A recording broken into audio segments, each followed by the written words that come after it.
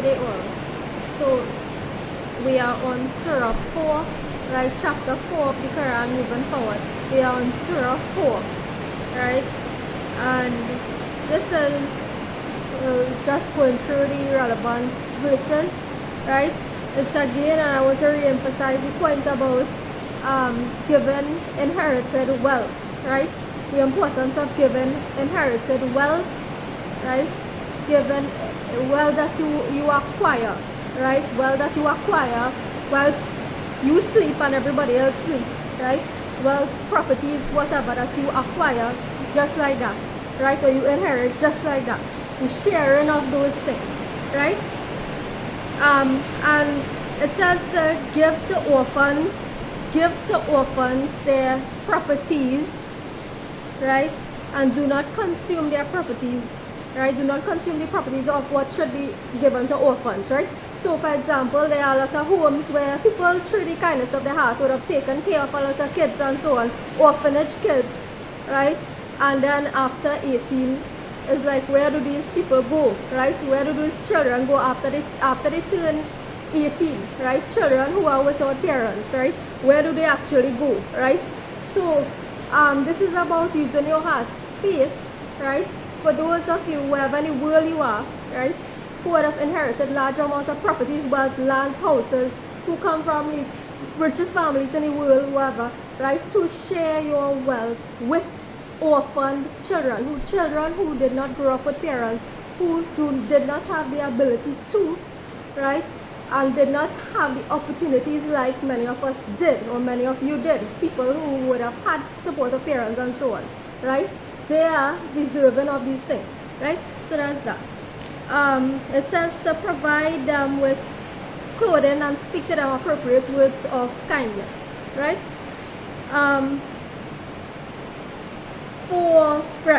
So I want to capture this verse. For men is a share of what parents and close relatives leave, and for women is a share of what parents and close relatives leave, right? So that's verse 7, right? So this suggests that Allah God would like there to be equality as much as possible in terms of what parents choose to distribute to their children equally in terms of gender, right? In terms of gender, there shouldn't be any inequality or favoritism or bias, right? No inequality, favoritism or bias. If you have children, to distribute your wealth as equally as possible to your children, right? Who in turn would, if you are amongst wealthy families in the world, right? Who in turn are supposed to share their wealth with others, right? Share the wealth of others, right? This is in reference to families who inherit large amounts of wealth, right? Without having to work for it and so on. You are to give your wealth, right? Give parts of your wealth, right? To orphans, to other relatives, to those who are needy, right?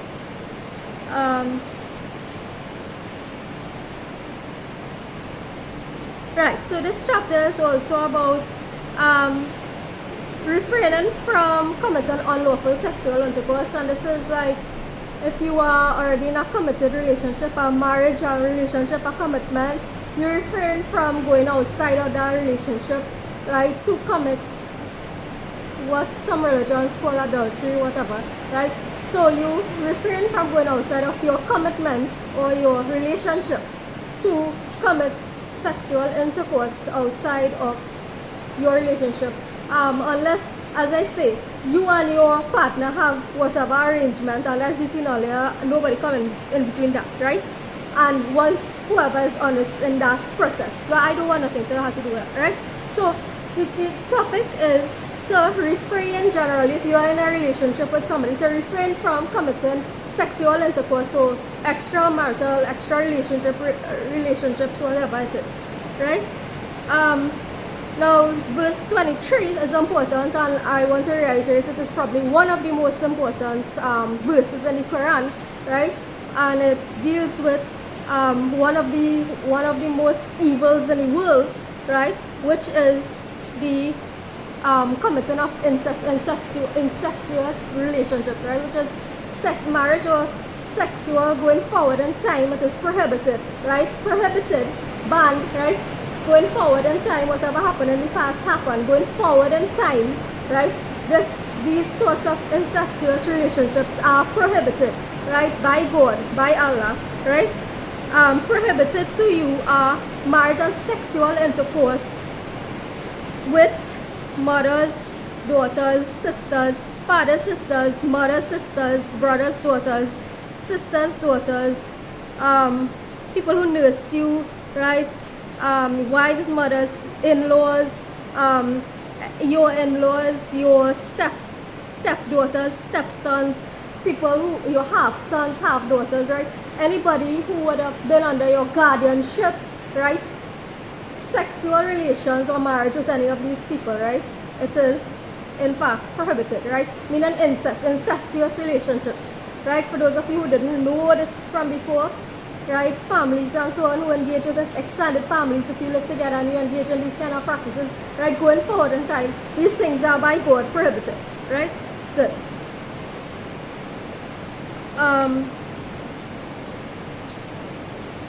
Right. Prohibited are also, well, this ties in with the previous topic, secret lovers, right? So if you're in a relationship, you don't engage in a secret relationship with somebody else, right? If you are in fact in an actual physical relationship, right? You do not, an actual relationship with somebody else, romantic relationship, you don't take anybody else as your secret lover, right? So that being said, the point again about associating nothing with Allah, worshiping God, God itself and God only. If you are worshiping, you are not to worship any humans, any other thing like that. Worship God itself and take the message of God itself, right? Right. So refrain from self-deluding, right? Delusional mentalities, right? Delusions, right? Delusions and delusions, right? Strive as much as possible to withdraw from illusions that people might throw your way, right? A lot of religion is in fact delusion and illusion, right? A lot of things within religion are in fact delusion and illusions, right? So we want to refrain from illusions and delusional thinking, right? Stay away from illusions and delusional thinking, right? And also from being boastful, right? So you accomplish something, you achieve something, right? You win something, right? You don't boast about it, right? You acquire something, you obtain something, you don't be boastful about it. You can share it with your friends on Facebook, share it with whoever you want, meaning that share your good news, right? If you achieve something, acquire something, obtain something, no problem in sharing your good news, but don't be boastful about it, right? Do not approach prayer whilst you are drunk or intoxicated, right? You are drunk, intoxicated on anything.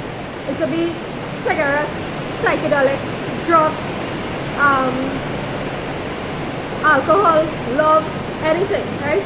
Do not approach prayer, right?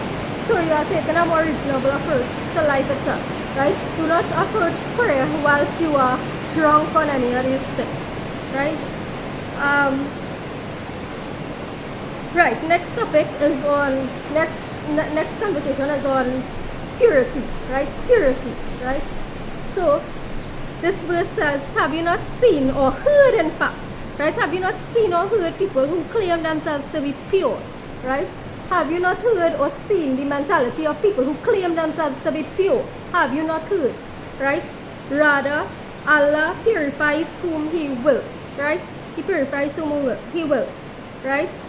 And not an, it is said that not an atom's weight of injustice will be done, right?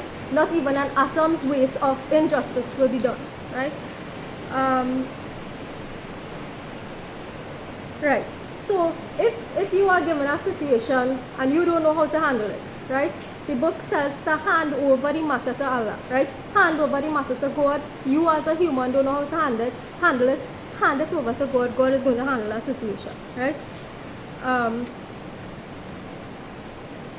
And know that wherever you may be, death will overtake you, right? Regardless of how much you try to run from this thing called death, right? Regardless of how much you try to evade how much you try to evade death, that is eventually going to overtake you and you will eventually die, right? Me and you, both of us will, all of us in the world will eventually die, right? Fear or not, right? All of us in the world will eventually face this, right? So the book says, whatever comes to you of good is from Allah, but whatever comes to you of evil is from yourself, right? So this is a very important. Verse 79 is important because it suggests your, again I emphasize, your free will in creating a good society and doing good, right? So God itself is, in fact, it just is, right? God just is, right? God simply is, right? So the capacity for evil is within humans, right? So when you say we are becoming closer to God, right, it means becoming closer to what is, right? What is true, right? What is good, right? Right, verse 83, right? It says, if something comes of you, information regarding some sort of public security or fear, refrain from spreading this around, rather refer it back to the source, wherever it may have originated, right? Refer it back to wherever it have originated, and don't try to spread it around if something of fear, right, has come to you, right? The book also encourages you to fight in the cause of that which is right, right? You are responsible for yourself, and encourage other people who believe in that which you believe in to fight for, which is that which is good, to enjoy the battle and fighting against evil and fighting for that which is good, right? It says also, when you are greeted with a greeting, right? When you are greeted, to return one in a like manner, right? Somebody greets you with a greeting of peace, you don't try to cause a war over it, right? You are greeted with a greeting of peace, do not try to cause a war over it. You return it. If you have differences, doesn't matter, right? You are greeted, you greet someone with peace, you greet someone greets you with peace, you return a peaceful greeting, right? Regardless if you like them or not, regardless if it's you consider a person an enemy, regardless if they have differences in opinion and views, somebody greets you, you return that greeting in kindness, right? And never intentionally kill somebody who is a believer, meaning somebody who does the right thing, right? Someone who does right, meaning a believer in God, in the Creator, right? You don't kill that person, you don't intentionally kill that person. It says that never it is for a believer to kill another believer except by mistake, right?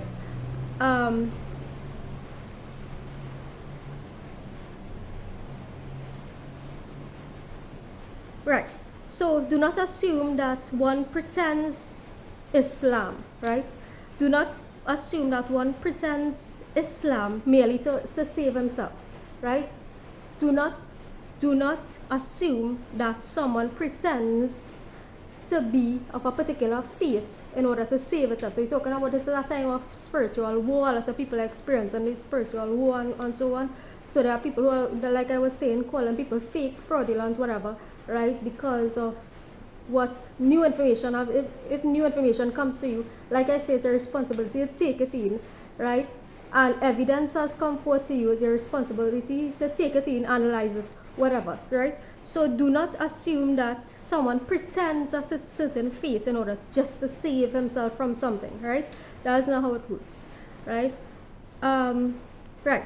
So this point, important point, whoever emigrates for the cause of Allah will find on earth many alternative locations and abundance. Now, I wanted to kind of change this point, because not change, but kind of expand on it, not change it, expand on it, right? Whoever emigrates for the cause of Allah will find on earth many alternative locations and abundance, right?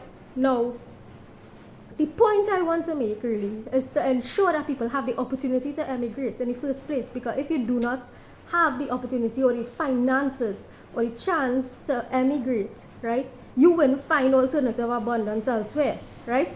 So it's about going to the root of the situation. If you really want to help people and want people in the lower rung of society to actually have a opportunity to have abundance on earth, right? You have to provide them with the opportunity to what? Travel, right?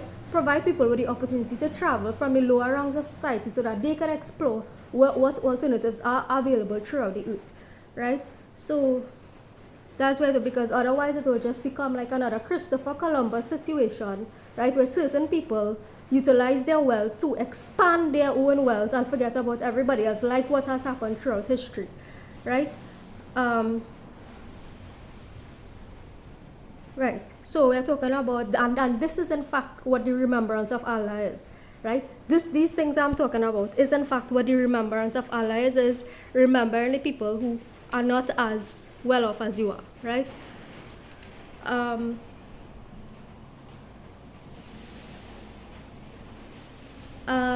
Do not argue on behalf of those who deceive themselves or intentionally deceive others. Just forget about that situation, right? And those who conceal their evil intentions and deeds, right? So, and it is noted that if Allah wills, He could do away with somebody. For example, do away with me teaching on YouTube, right? If Allah wills, He could do away with me teaching on YouTube and just find somebody else to do it, right? Good. So, persistently stand firm in justice, right? That's what we are being asked to do. Persistently stand firm in justice, right? So, fighting for justice, standing firm in the middle, right? Standing firm in the middle of the situations, right? And allowing justice to unfold, right? And this won't happen just like that. People have to take it upon themselves to fight for their own justice, right? And in fact, I don't even care about anything regarding myself. What I'm speaking here is regarding people of the earth, right? Good. And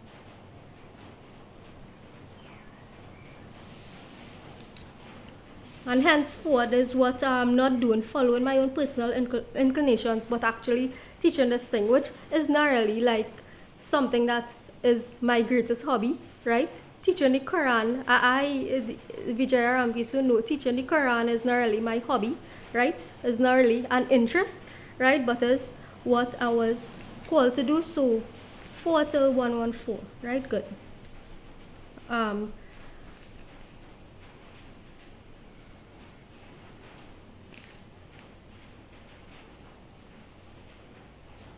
Right. So